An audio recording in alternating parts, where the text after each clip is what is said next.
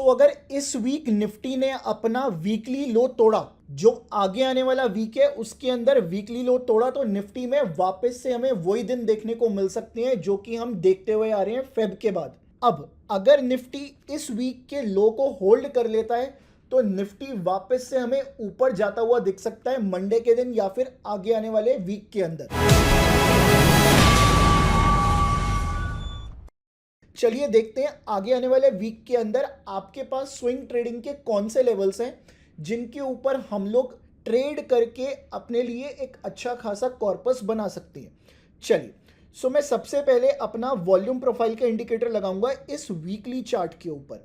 देखिएगा अब मैं चेक करूंगा इस वीक के अंदर सबसे ज़्यादा मेरे को सप्लाई और डिमांड का वॉल्यूम कहाँ देखने को मिला है। तो उसको चेक करने के लिए मैं इस इंडिकेटर की मदद ले रहा हूं एंकर्ड वॉल्यूम प्रोफाइल की।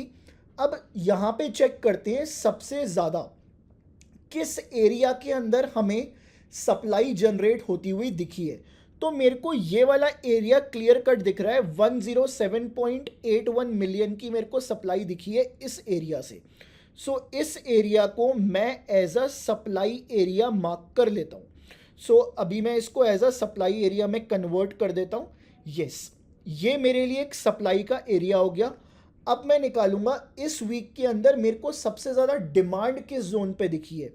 तो इस वीक के अंदर मेरे को जो सबसे ज़्यादा डिमांड दिख रही है 17 मिलियन, 64 मिलियन, 78, 101 मिलियन। तो 101 मिलियन मेरे को सबसे ज़्यादा डिमांड इस जोन पे बनती हुई दिखी है। अब देखते हैं कि कौन से लेवल्स आ रहे हैं हमारे लिए ट्रेड करने के इस वीक के अंदर जिसके ऊपर हमें फोकस करना चाहिए। चलिए तो इस इंडिकेटर को हटाते हैं।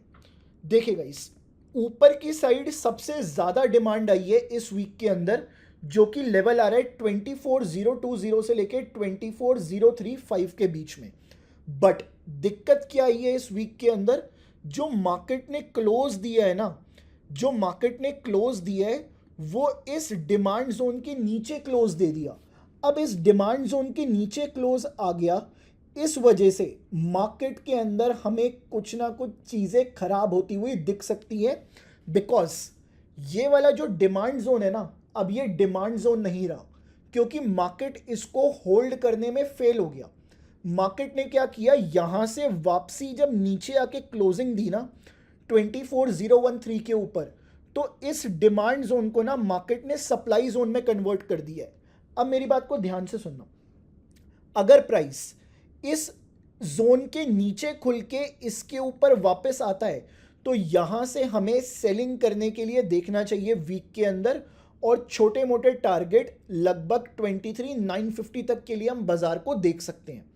अब दूसरी चीज, बाजार ने जो क्लोजिंग दी है 24,013, अब इस केस के अंदर बाजार ने जो अपना सप्लाई जोन है नीचे की साइड, कहां से लेके कहां तक, 23,950 से लेके 23,940 तक, इस जोन के ऊपर क्लोजिंग दी है जो कि सप्लाई जोन था। यहां पे हमें सबसे ज्यादा सेलिंग देखने को मिली थी, बट सेलर्स होल्ड नहीं कर पाए मार्केट को और बाजार ऊपर जाके बंद हो गया। अब ये वाला जो जोन है ना, ये सप्लाई जोन की तरह एक्ट नहीं करेगा, ये जोन एक्ट करेगा एज अ डिमांड जोन।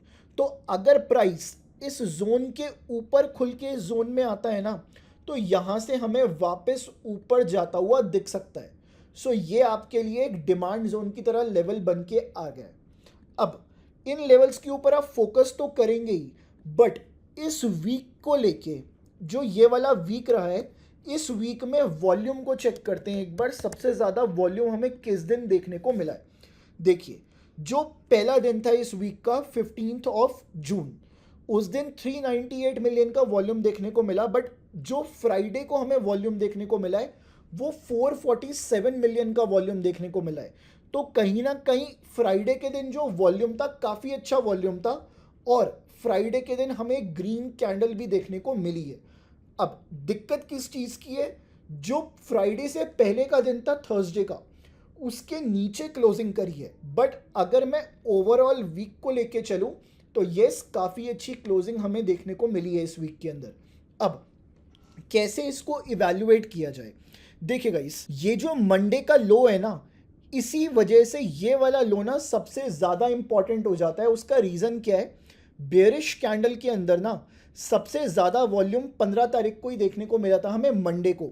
अगर इस लो के नीचे बाजार निकलता है तब तो हमें बाजार में बुलिश तो नहीं रहना, फिर हम कुछ टाइम के लिए तो बेरिश हो जाएंगे वापस से। बट अगर बाजार इस लो को होल्ड कर ले आगे आने वाले वीक के अंदर और इन जोन्स को रिस्पेक्ट कर दे जो कि मैंने आपके साथ शेयर करे हैं, तो यस, हमें मार्केट में वापस से ऊपर की साइड के लेवल्स आते हुए दिख सकते हैं। तो चलिए देखते हैं ऊपर की साइड बाजार में और ऐसे कौन से लेवल्स हैं जिनके ऊपर हमें फोकस करना चाहिए या फिर हम लोग फोकस कर सकते हैं। तो गाइस अब देखिए, आप लोग बड़े पैमाने पे कैसे देख सकते हैं बाजार को। ये वाला जब आप पॉइंट देखोगे ना तो बाजार ने रिसेंटली इसके ऊपर ब्रेकआउट दिया है। बट इस वाले पॉइंट की फॉर्मेशन में किन 3 पॉइंट्स का सबसे ज़्यादा रोल रहा, ये पहला पॉइंट, ये सेकंड पॉइंट और ये थर्ड पॉइंट। तो इन तीनों पॉइंट्स को ना हम लोग ट्राई करेंगे ट्रेंड बेस्ड फिबोनाची से कनेक्ट करने का। सो पॉइंट 1 से लेके पॉइंट 2 कनेक्ट किया और पॉइंट 2 से लेके पॉइंट 3 कनेक्ट किया। अब इस फिबोनाची को मैं रिवर्स कर देता हूँ, तो आपको रिवर्स करने की ज़रूरत नहीं पड़ेगी, आपके पास तो ऑटोमेटिकली वैसा ही शो हो जाएगा।